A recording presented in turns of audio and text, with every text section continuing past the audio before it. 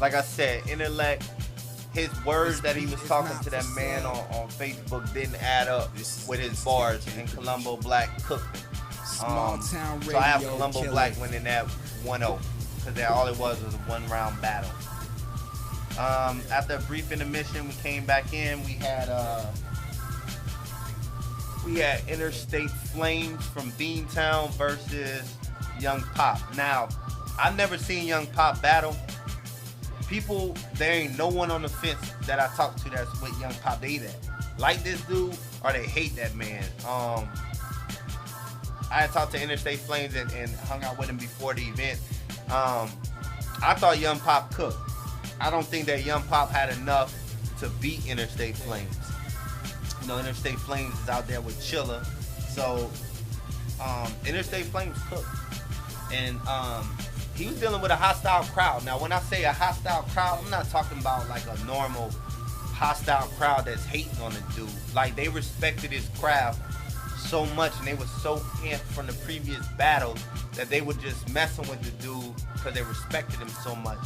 And he took that love and he put it into the battle, and it just made it pop that more. If I had to call it and judge it, I would say that Pop might have won the second because the Interstate Flames slip up, but it's definitely 2-1 Interstate Flames. Then we had, we didn't have any battles, but we did have, I think it was Hefe's son. It might have been, or he related to Hefe in a certain type of way.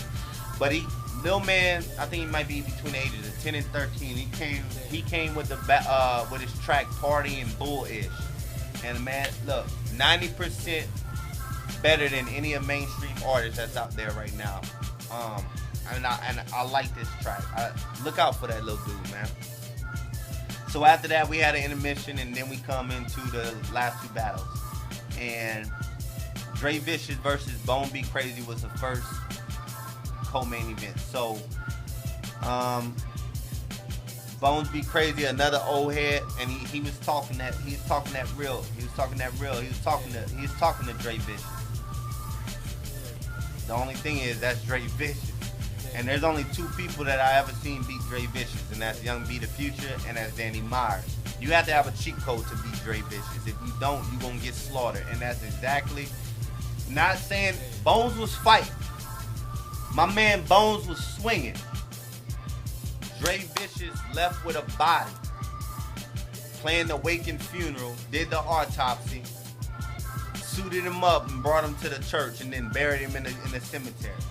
Cause I mean, Dre Vicious is nasty, and if you can't find that cheat code to beat him, you're gonna get slaughtered. But I mean, it was a good battle. Bones stood his ground, and at the end of the night, they chopped it up, and Dre took the win 3-0. I've always been a fan of Dre Vicious since he killed De Niro Sucio 2 years ago. But anyway, last battle was Young B the Future against Cali Boy Smooth. And all I'm going to say is, whoa. Son, when I tell you that them dudes came in there and set the bar for West Coast battle rap, that's exactly what they did. I mean, they might have had 100 people just right where they were battling at. They were like this close to each other before the battle started. Young B bought like 60. I'm exaggerating, but Young B bought like 60. He bought the whole murder with him. Small town radio killers. Crack City and Cali Boy bought like 50 of his own. They had already about 80 people in the venue, so it was crazy. The intensity was crazy, man. And Cali went first, and Cali cooked.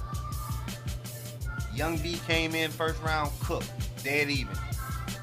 Second round I gave to Cali Boy Smooth because of the rose to the occasion rebuttal. It was towards the end of his round, which showed that the man was really thinking. He slipped up in the second round, but I think he slipped up because people went so crazy when he did the rebuttal. But I gave the second round to Cali Boy, even though Young B did his thing in the second round, but it wasn't enough to give him that round. Third round, Young B won clearly. Not saying that, and again, not saying that Cali didn't do what he was supposed to do, but Young B was just that much better. But at the end of it all, they dapped it up. They gained fans. They showed that West Coast battle rap is alive, and that LABattleGroundz can put a card together of that magnitude. So respect to them dudes. You know, there was a few issues. Some people tried to come in and try to, you know, let their presence be known. And I just say, you know, one league is not better than the other. We all doing the same thing. We all showcasing each other's talent. I know if we would have came to their establishment and did that, they wouldn't have liked that. It probably would have caused issues. But I like the way that Wood and Traz and Glasses and everybody handled that situation. That shows we professional. That's what I got. Overall, it was a great event. I was glad to be a part of it. There's big works in the making. We hashing that out right now. But Fijiosa is definitely on the move now, man. Thanks to all the people that just became new fans and new followers. I appreciate it, man. Hit me up on Twitter at Fijiosa. That's Fijiosa. You can on Instagram, Mars _Zephyr ZEPHYR. I'm not giving you my Facebook.